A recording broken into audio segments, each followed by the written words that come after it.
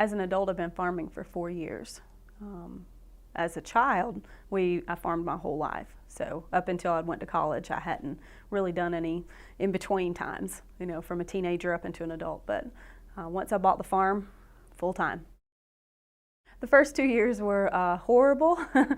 The first year was I broke my foot right at harvest time and lost my whole crop. The second year was frost and drought, and so lost my whole crops. So it just progressed from there. Very difficult. I have 21 acres and I have 4 acres in production at this point, and most of them are in hay.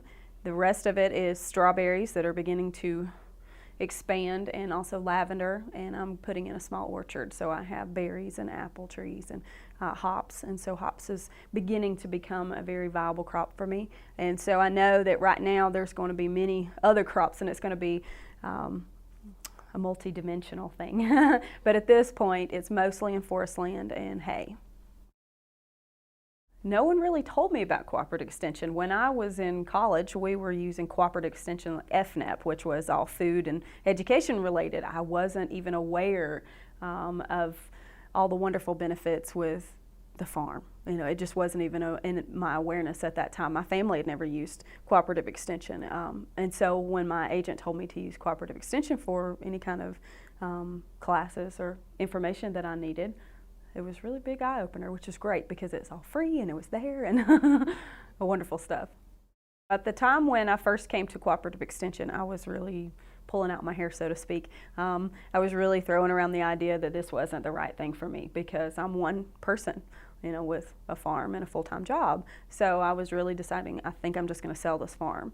And so Adam talked to me and told me, you know, you can do it, you know, and this is how you can do it. And so it's still a struggle, and I'm still having a hard time with it, but I think that right now, you know, I have the bones there. Everything is in place. It can go somewhere now. I can actually make this farm into something viable, and it can grow, and it can be a beautiful place. And that was the problem, is before I just didn't have any vision, and I was ready to just sell it and throw my hands up.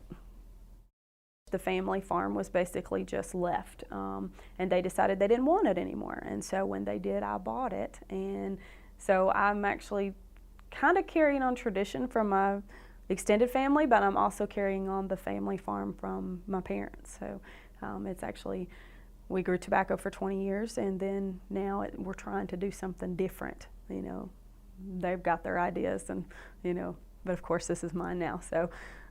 They're like, you got to grow tobacco again, but this is what I'm trying to do with it. I want to do something totally different, and I want to honor my grandmother's memory.